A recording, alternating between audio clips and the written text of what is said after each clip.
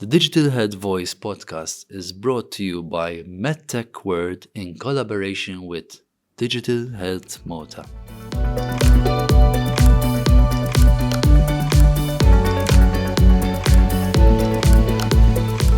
Episode number 23. Today we'll be tackling the topic of burnout specifically. And you'll be impressed that today we even are advancing so much that we even have digital health apps specifically for burnout. And we were lucky to have the CEO and co-founder of Digiburn, Georgi Natchev. And Georgi today will be speaking to us from a very interesting place, which we'll be exploring quite soon. And with that in mind, we dive deep into the interview. So welcome, Georgi. Wow, well, you're at the beach. I love this, and today here, on the Digital Health Voice, today we're going to speak to Georgi, and something which really struck me about Georgi. I actually met Georgi in �W𝐿𝐧 in Helsinki, and whilst I was there, I was truly struck by Georgi's, this drive to solve one of the most pressing challenges of our time, which is burnout. And he was trying to do this using a very interesting digital health intervention, which is Digiburn.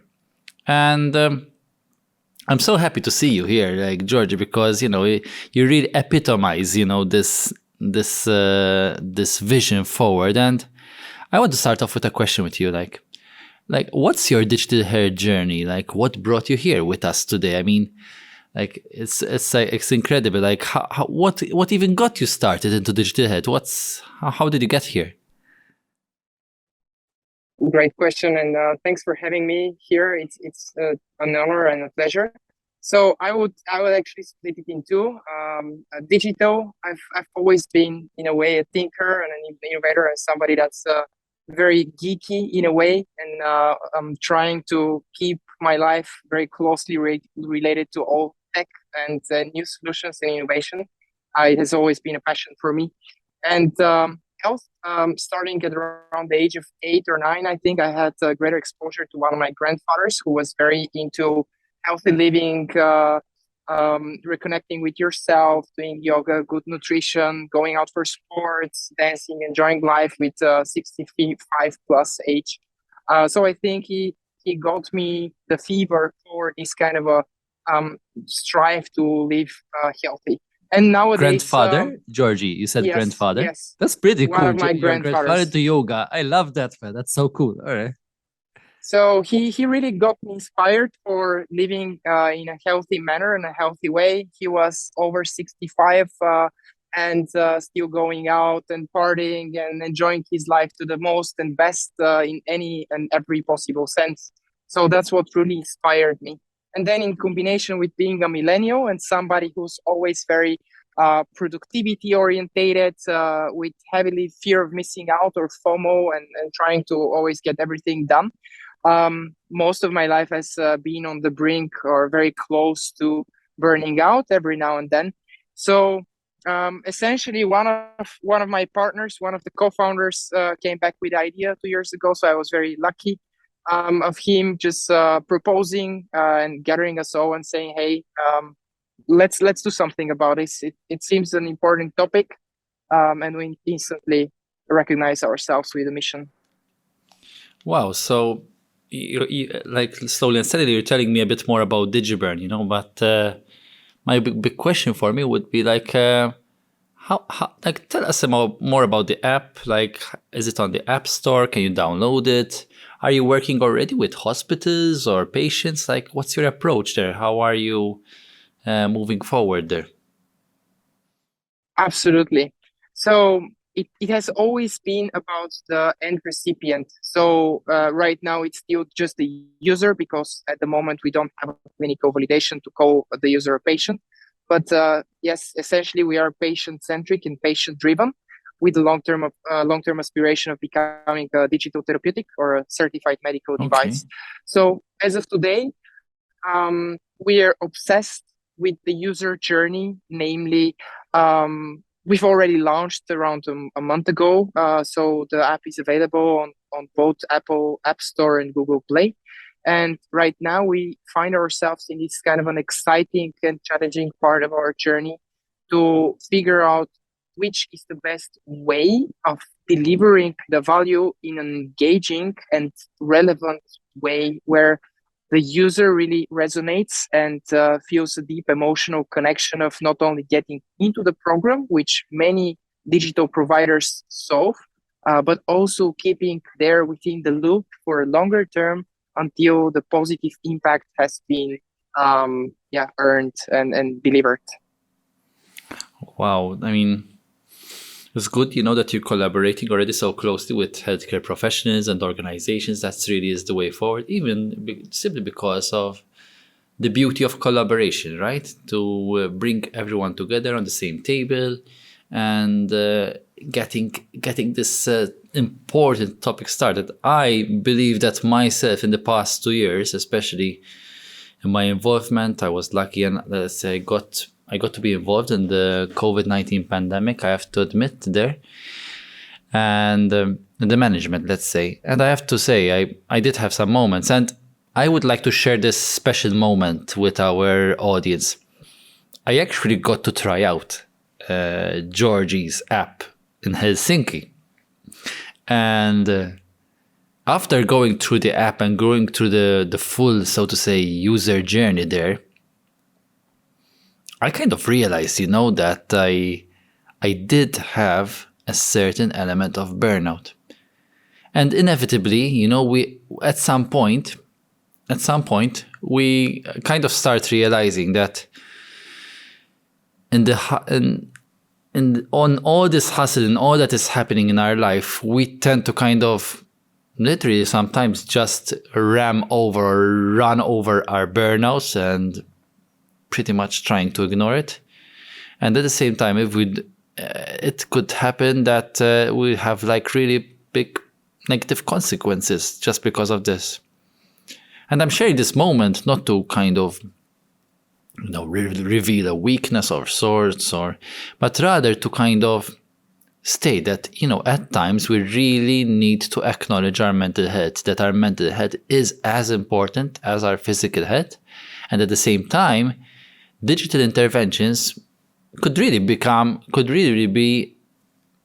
amazing, at least, even if just to get you aware, just to get you understand, guide you in the right direction. So, we're really just getting started, and honestly, I'm really glad I had this opportunity to even be with you, in that moment. And one thing really struck me when we were doing it together, the whole interview, so to speak. It was so fun. It was loads of fun, and honestly, I'm really enjoying like thinking about it and saying, oh wow, I did this like in the middle of Helsinki, surrounded by so many. That's actually the beauty of it. So one of the things that we actually promote is exactly these kind of type of moments that you experienced yourself, namely somebody to just tinker with it, check up what's the current situation and have this kind of a little moment of realization. What's going on, or there is maybe something going on. Whilst we are always on the hurry, we're always on the chase for the next deadline, or we tend to say, okay, no, it's only this one more week, one more project, and it's going to be fine. And ultimately, no, it's not going to be fine. And mental health is very fragile, and admitting that you may be in a tougher spot in life is not showing a vulnerability or a weakness. On the contrary, actually the realization and being able to tell yourself, okay, maybe it's time to slow down. Maybe it's time to recharge my batteries. That's where actually the beauty starts.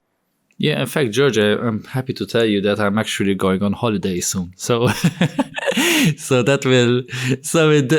even a moment with my family and spending time with them, I think will be beneficial for everyone. And actually, I've even had the opportunity to ask for help as well. So, it's good. You made me realize some really important things there. And I'm really grateful for that, honestly. But like moving forward, so I'm a bit curious, like about your background. What's your background, Georgie? Like, what got you started? Are you a computer scientist by training? I'd love to learn more there. Oh, thanks. That's actually a funny story. So I tend to say or label myself as a born entrepreneur. So my Okay, heart cool. has been beating. Sorry? Cool.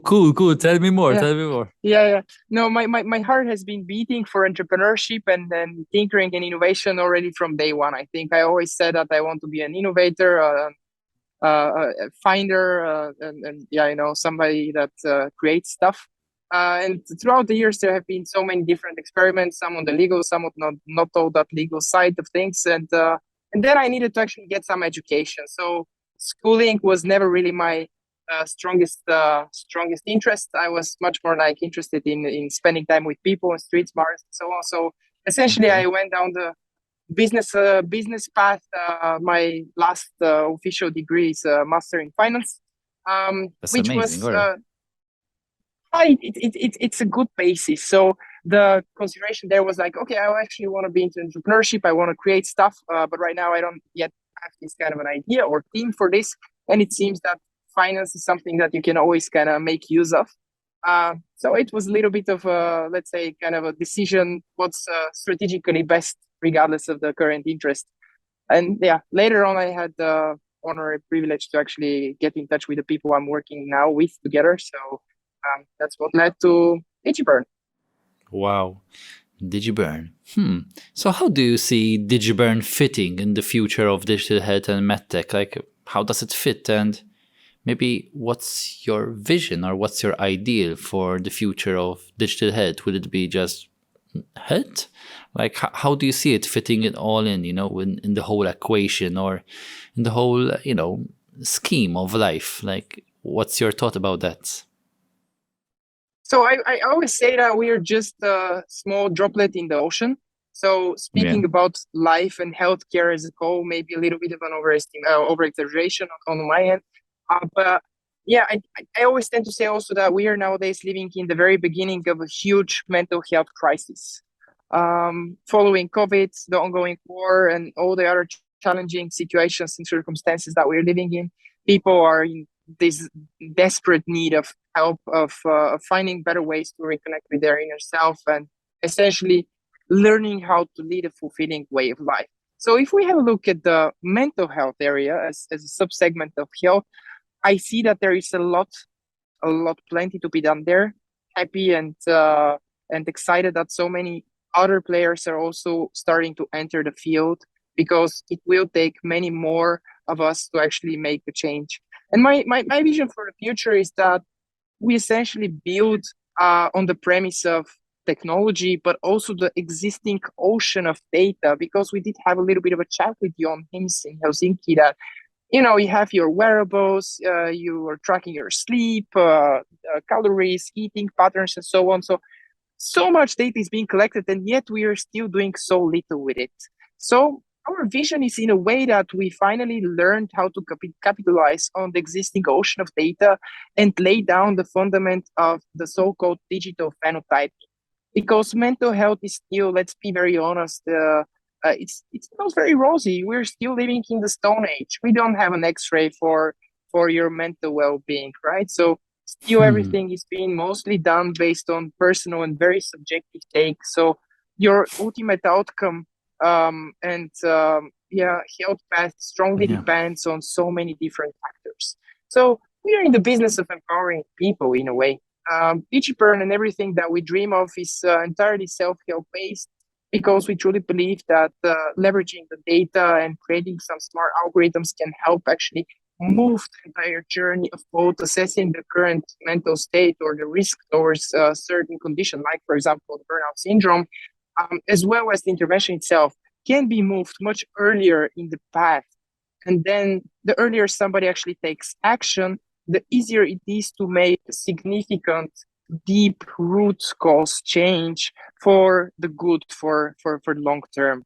So our vision is basically empowering people to take action much earlier. in the process, and by doing so, enabling them to actually self-help themselves out of the current situation, or at least build the needed fundamentals so that they can be much more effective while working with a specialist down the road. Yeah, I mean, you've really struck me there, and you've also reminded me about the important, let's say, concept of digital phenotype, especially in mental health. This is a very, very good reminder, even to remind our audience how digital phenotyping will have a really critical future in the care of mental health through digital intervention. So there we've got something. I've also was struck by the word data ocean. Because we talk, especially when it comes to data engineering and data science and analytics, we talk about data lakes. But at times, I start wondering that really, truly, we have a data ocean, because we are generating data every second, like especially if you've got a high-end wearable device. If you have access to one of these, you're literally creating data every second, or you create it every 10 seconds. Like, it's a really big amount of data, and especially over a period of time. We have a lot of considerations to make. There at least actually, sorry for jumping in, but there are at least two different perspectives. On the one hand, we're not even aware. I think it's hard to even grasp and to really understand how much all the providers that we use on a daily basis, would it be Facebook, Instagram, LinkedIn, even Zoom right now, has data and understanding, or even 𝐿𝐴-𝐲𝐻 about our lifestyle and what we're doing. And there is so many ways to actually make use of that, and in a meaningful way for us, for good. But on the other hand, the other pillar that we see is that at the moment we are still living in a place and time where, we see like kind of a two-tier segmentation of technology. On the one hand, you have the wearables and trackers and all the other tech that is very good and sometimes even scarily so precise to track various aspects of our life. Yet still, most of these providers and solutions rarely give any kind of an actionable advice. So in the best case, it's just a monitoring tool. However, the individuals are rarely actually motivated to take some action based on the data. And then on the other spectrum, you have like some highly, let's say, lifestyle geared propositions. Would it be for meditation, for improving your sleep, for running quicker, or any kind of another incremental improvement that are highly engaging and have a good user retention? However, really lack this kind of a deep data dive. And in between, there is still a huge gap, right? So on the one hand, you have the high quality data that's, however, not really delivering actionable insights. And on the other hand, you have a lot of engagement and some actionable insight, but not really based on the data that can really help you live in a healthier way. Wow. Quite a lot to digest there. And believe it or not, Georgi, we're actually coming to the end of our call. I'm really impressed with your AirPods, I have to admit, because I can hear any background noise from the beach. Right? That's really fantastic. I love it. So thumbs up to Apple technology there. But we've come to the end of the call, and you have 1 minute to raise awareness on any specific topic of your choice, any. And that can be healthcare, it can be something outside of healthcare, but I'd like to give you this moment to, share. And with that in mind, your 1 minute starts now. Thank you for that, Stefan. And this is really truly important to my heart. Actually, my mission in life is to contribute and empower people. So along that same, can you still hear me? Yes, we can still Sorry, go for it. I think I received the call. So my mission in life is to be helpful, contribute, and empower others. And if there is one thing that I really dig for, is that, hey, people, mental health is just like any other type of health. It's just like your fitness and physical one. It needs regular exercise. Don't wait to too late. Don't wait to have symptomatics or to start feeling dizzy or anything else. Make sure to set time aside for yourself, for your personal mental well-being. Find ways to connect with yourself, to replenish and refill your energy reserves. Because at the end, it's just very similar as when you enter the flight and the plane, right? The flight attendants always tell you, in case of lack of oxygen, please put first the mask on your own self and then start helping others. And in life, it's exactly the same. If you don't cater to yourself in a proper manner, if you don't ensure that you have a healthy personal mental state, you cannot be of any good for anybody else. So please, find ways. There are so many different ones. Digiburn is only one of them. So find your personal way, either to connect with your body and or connect with your mental and inner self, and ensure that you really listen to the signals of your body, because it's a perfect machine. So I don't really believe there is any kind of a separation between mind and body. It's all one. And once it starts suffering for any reason, it starts also showing. And unfortunately, we tend to ignore the signals and drive it full throttle down the dead end street until we hit the wall. So there is no need for that. So please watch out for yourself. Find ways to live in a more connected way with yourself. And I'm quite sure you then just figure out living in a way that's connected with yourself will help you also connect much better with everybody surrounding yourself and being a much better person for all the important people in your life. Wow, I felt your heart there in those words, honestly. And, something really struck me from what you said. Exercise your mental health.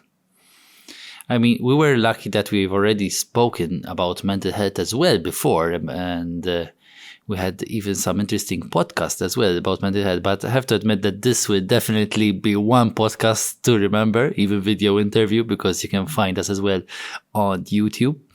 And I have to admit, this would definitely be one to remember, like a podcast from the beach. I think this will be like a word first, digital health podcast from the beach. I think it will be very, very difficult to find someone. And also, I have to admit, I love technology here and how it worked. So with that in mind, Georgi, I thank you for your amazing time with us. And I'd like to remind all of our audience that we're available on all kinds of social media. You can find our podcast on pretty much all podcast players by looking for the Digital Health Voice. And you can also find our video of the interview later on YouTube, Facebook, LinkedIn, and even some links on Twitter there. So with that in mind, Georgi, thank you. Thank you so much. I don't know how you say thank you in Bulgarian. I have to learn that. How do you say it actually? So first of all, I thank you. It was a great pleasure. And in Bulgarian, the proper way of saying it is благодаря. Okay, that is too long for you. We usually go for the French one, so it's merci, and everybody uses it. So yeah, merci is easier, I guess. I can work with merci. Cheers, Georgi, and thank you for everything. Stefan, bye. Thank you. Take care.